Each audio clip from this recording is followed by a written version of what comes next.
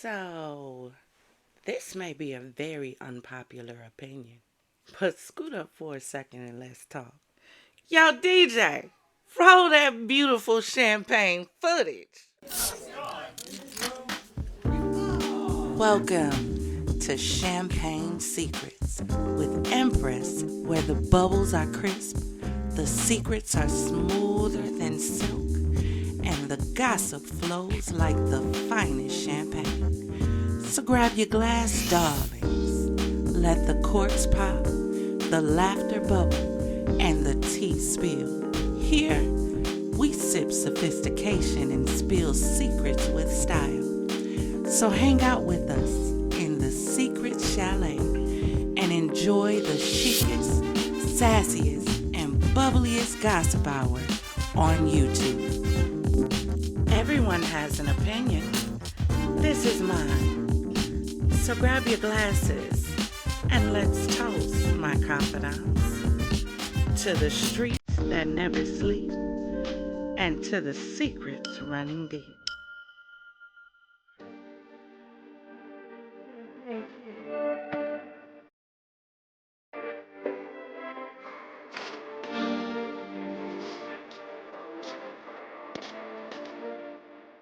Oh, my champagne. Yes, welcome to Champagne Secrets. Oh, I love that song.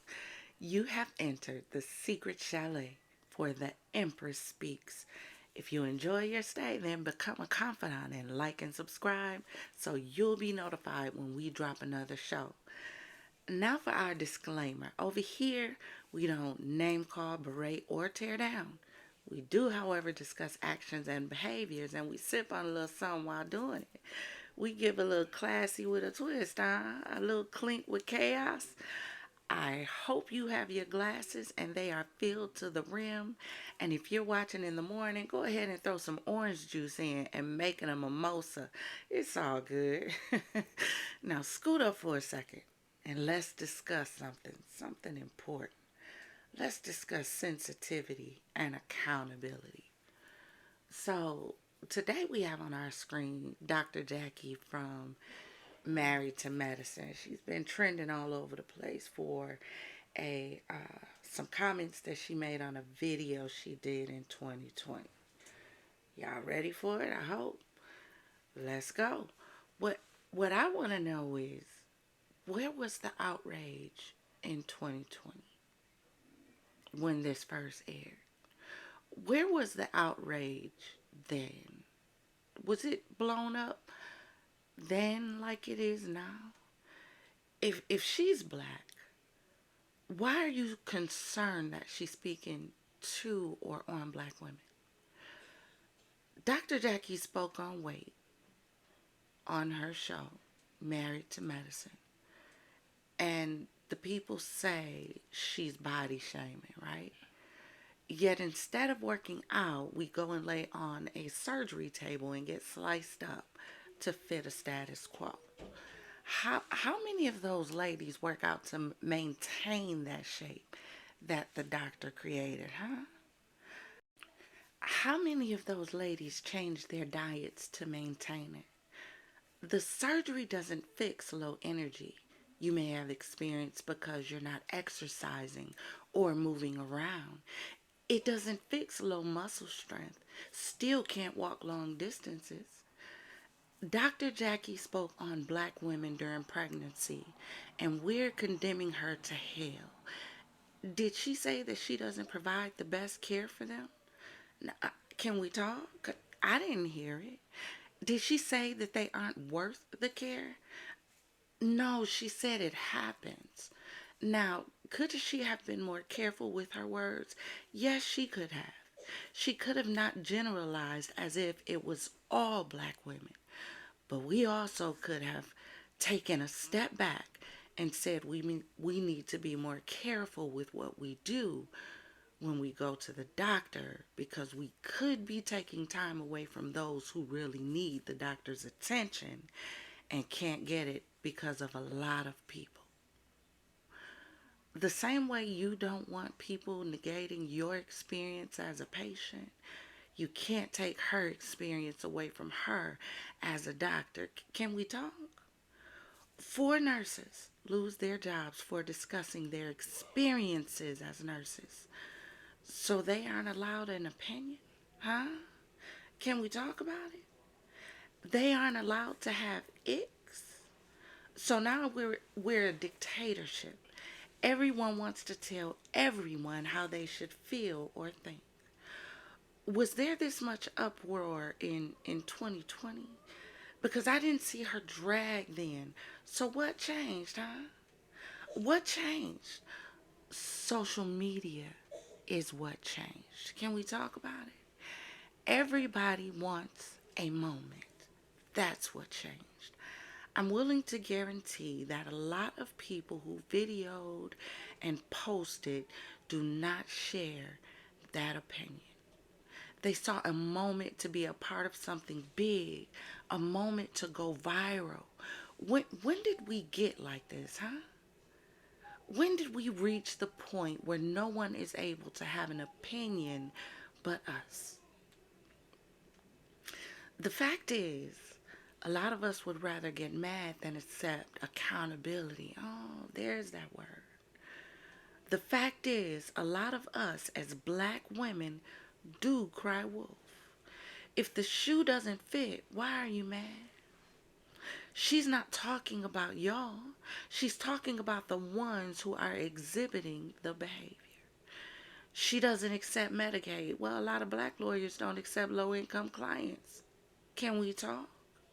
And because of that, a lot of people are sitting in prison for inadequate representation who could have been helped. Are we going to talk about it? Are we going to pull them on the rug and drag them next? Because if not, what is the standard we're trying to set, huh? Instead of getting mad at her, why not get mad at the individuals guilty of what she's talking about? Because please let's not act like black women would never. Because there are a lot that do. Look, I'm not saying I'm Team Jackie and she's right.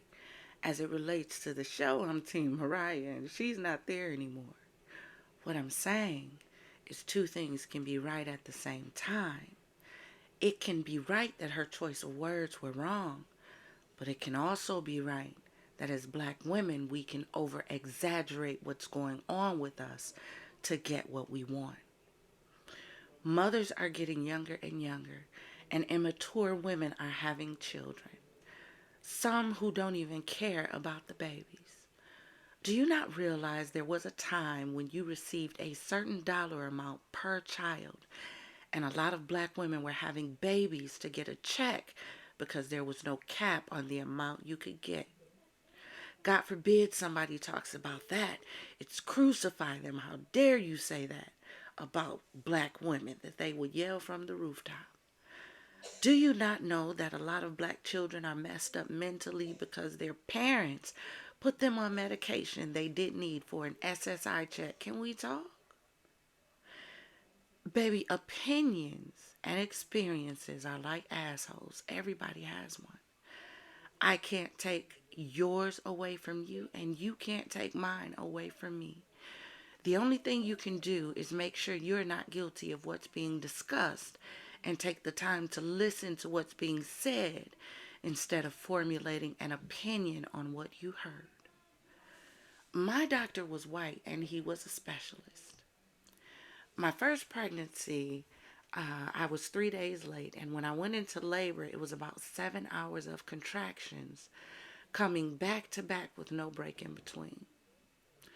I was contracting, but I was not dilating. So I finally got induced by my doctor to start helping me dilate. After another 5 hours, I finally got an epidural and it dilated me all the way out. So from that point forward, my doctor knew that I would contract, but I wouldn't dilate, so I would need to be induced. When I had my second baby, I knew that I would have to be induced. So 2 weeks before, I would tell my doctor, look, can we get this show on the road because I'm in pain, I'm swollen, I can't do this. Was anything wrong with me? No. I was tired of being pregnant. And I knew at 36 weeks, your baby is full term. And even though you carry them until 40, you're considered full term at 36. My doctor would even tell me, you're exaggerating. This is just a part of pregnancy. But each time he provided the care needed to make sure I was okay. And the fact was, there was nothing wrong with me except that I wanted the baby out. Now, for my baby boy, around 36 weeks, I was having pain, Braxton Hicks. But I was in pain. I went to the hospital, and they kept telling me I had a bladder infection. I think I went probably about 3 times in 2 weeks. They gave me medicine for the bladder infection, but the next week I was still in pain. So around the second week, when I went in, the nurse looked at me and she said, I think I know what's wrong. So she ran the test, and turns out I had a kidney infection. I was admitted into the hospital, and I started running a fever. When my fever would raise, my baby's heart rate would raise.